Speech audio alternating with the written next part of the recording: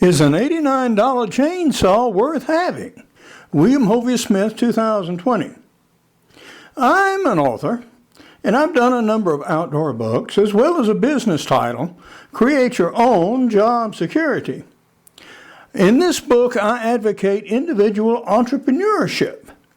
In fact, that one should start their own businesses anytime, anywhere, at any age when you need to raise a little money.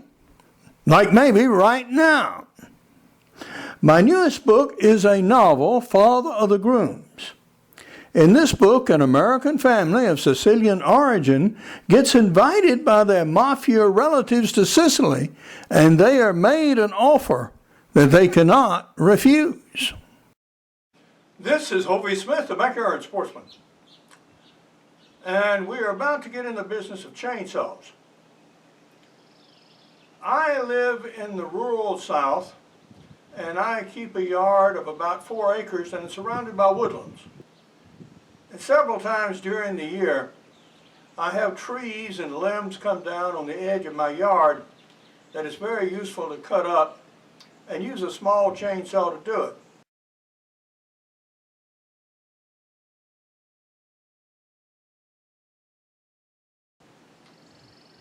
Now, there are several ways to go about this.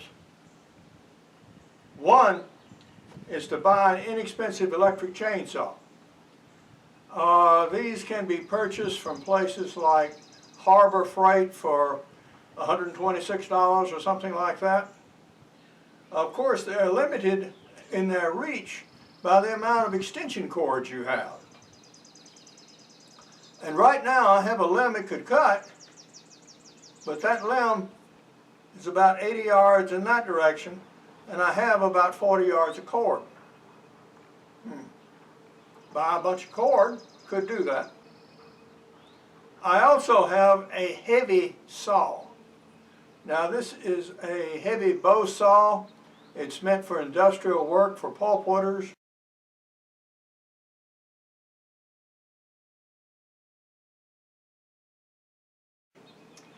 I'm getting older now, and that is a little too much for me to handle to do any reaching and cutting like this, which is a dangerous position anyway, much less with a saw that weighs over 40 pounds.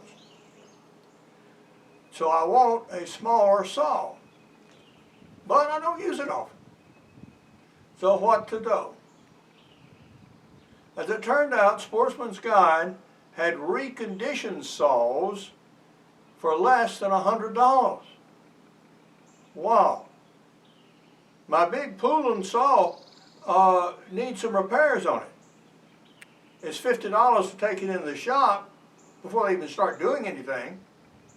And then the parts and labor is another $50. So that's $100 spent right there. And I can get a reconditioned saw for like $85. They deliver it to my door and they pay the shipping. Whoa! And it gives me a lighter weight saw for smaller work. And we have it right here.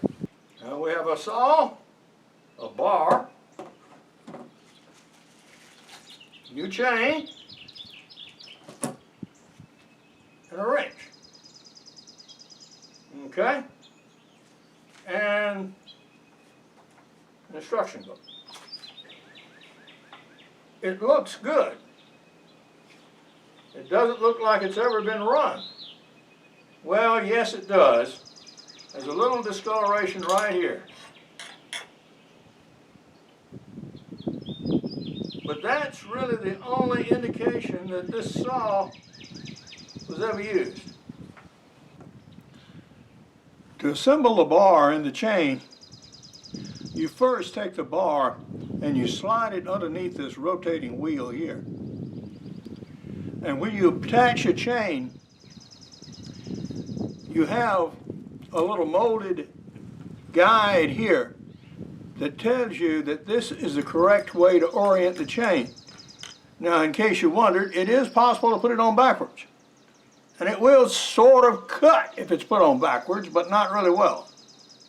So you really want to put it on the right way. Now that we've got the chain started, we go ahead and fit it into the grooves in the bar itself and tighten up the bar by hand like this. The clutch is free, so that's doing good. And start tightening on your nuts. Remove that rectangular spacer bar before you try to attach the cover.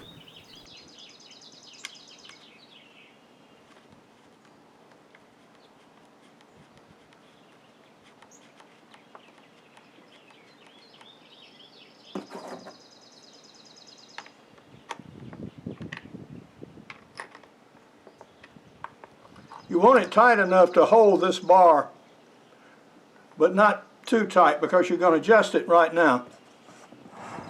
And to adjust the tension on your bar, you use your screwdriver end here and you rotate it until you can feel tension on the bar here. And now you're rotating in a clockwise direction, and you're putting tension on the chain. Now actually that's about right.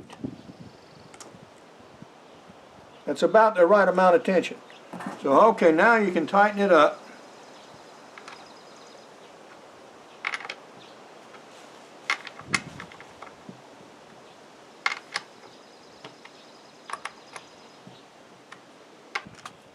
Now we need fuel, and we need bar oil.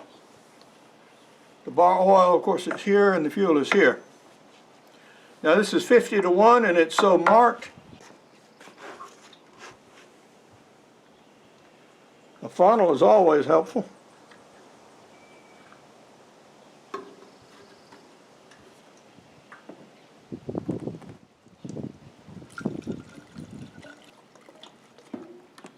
Okay.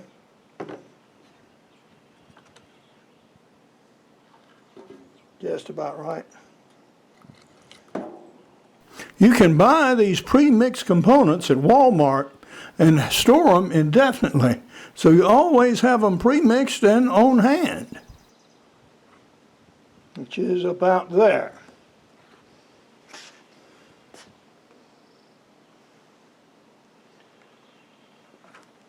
Take a little more, I think.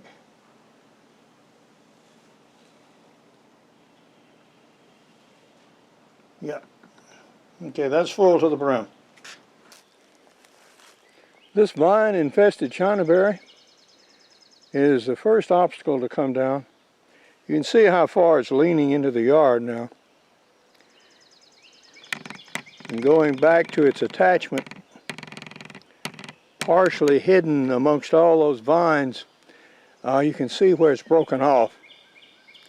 So the first thing I'm going to do is to clear the area in front of it so I can get a clear shot at it with a chainsaw without being tangled up with the vines and everything.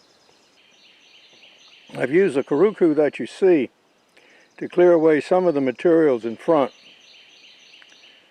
And now we're going to proceed to start the machine. They have directions on the back. And the first thing you do is prime the carburetor.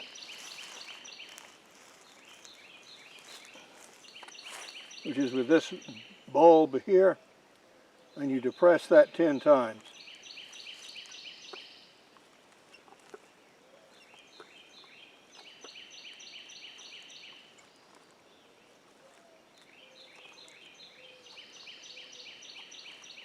When you do so, you'll actually feel fluid in it. And when you feel the fluid, then you're there. It has an emergency stop button here. So that needs to be up. This pulled out like this. And then you pull 5 times. It's set.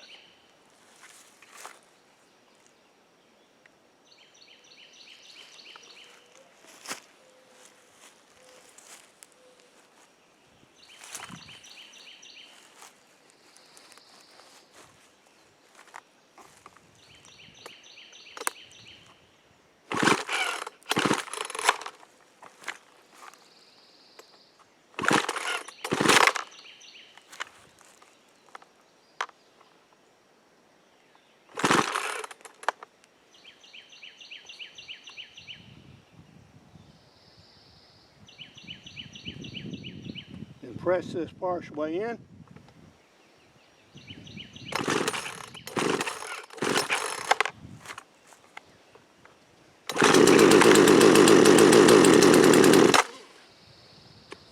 All the way in.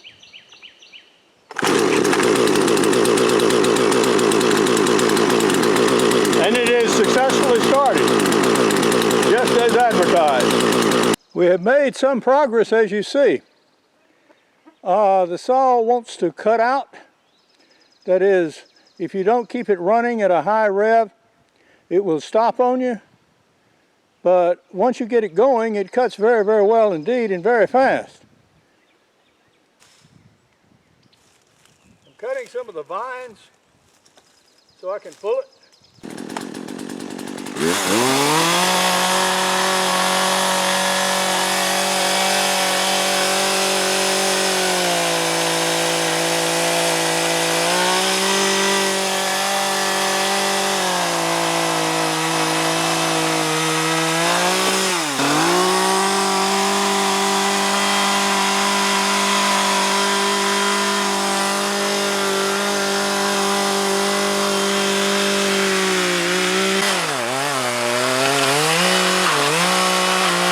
That is not a position where you want your saw. It's hung up in that cut, and what I'm going to do is relieve the pressure on it by pulling on that chain, which is connected to my truck. Now I have a long cable on that so I can stand closer and see exactly what it's doing. That way I can put just enough tension on it to free the saw, which is what I want to do. I don't want to pull it down, just let the saw drop.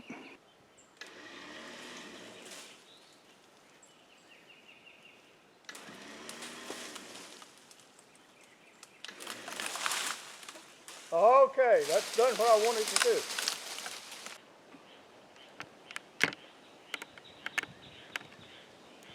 I have a double attachment. One to the limb that we're pulling on, and the other to one further in the background, so I can move some of that material underfoot and hopefully get a clearer and safer place to stand while I do the rest of the cutting.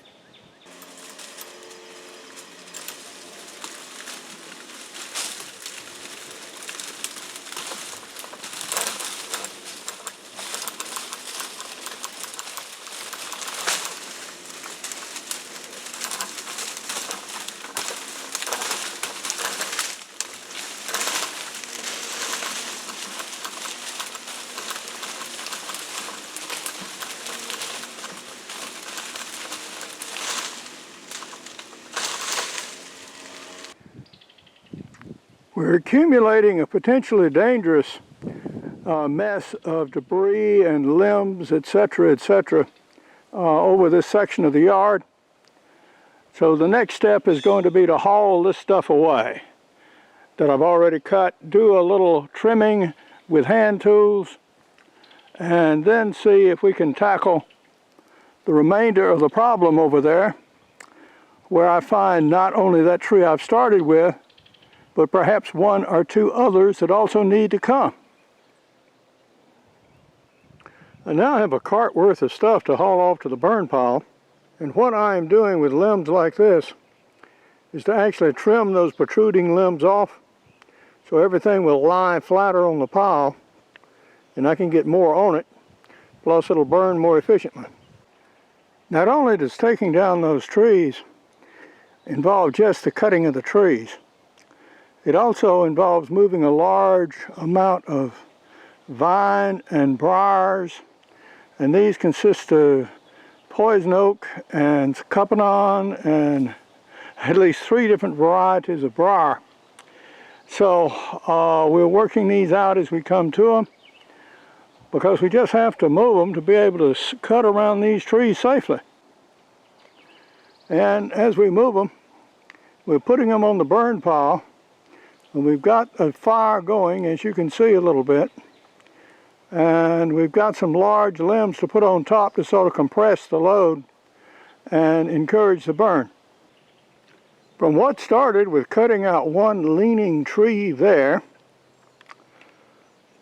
we have now progressed about 10 yards to where we have another tree we're working on and have removed considerable material besides, mostly viney stuff.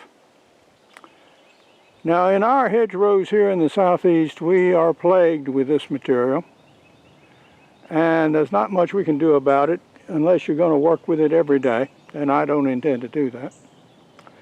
So when you come down to take down some materials like trees and other things, yeah, you're really in the midst of it. And that is why I'm taking so much time to clean up the workspace, so I'm not falling all over this junk whilst holding an operating chainsaw. Obviously something very dangerous. And this is what I suggest, particularly to you younger guys who tend to get in there and flail in the middle of it and get yourself in trouble. You don't want to do that. Clean up your site as you go.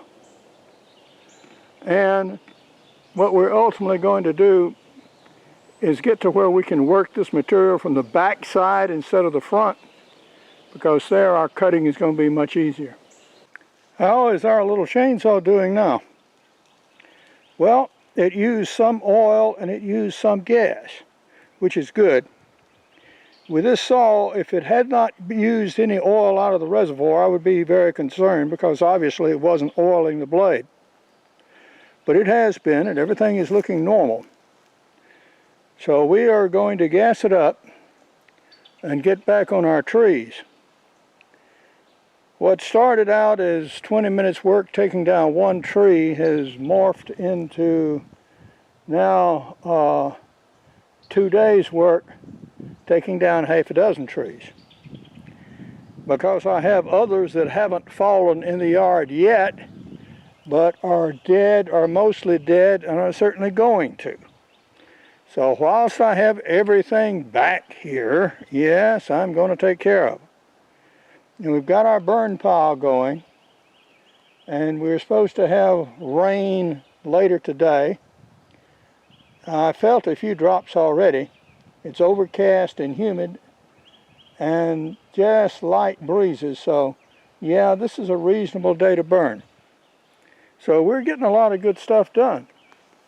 The first time I started the little saw back there, it was not running at idle.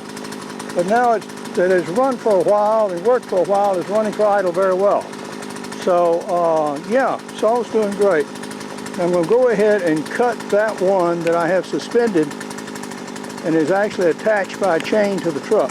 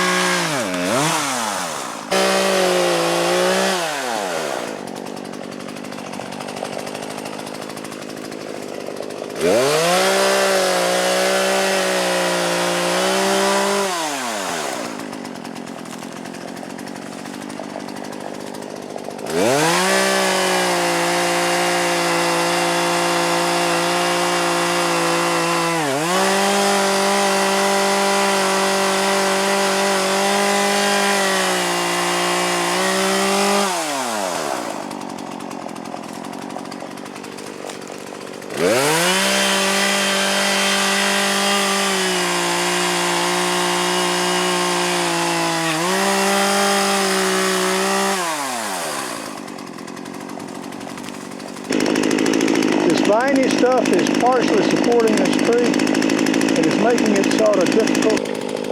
Well, how has little saw done? Very well, as a matter of fact. It's taken down now a total of 5 counterbear trees and cut them up. These are not huge trees, but 4.5, 5, maybe 6 inches at the most. Some of them are rotten. The saw cuts very fast, even in greenwood.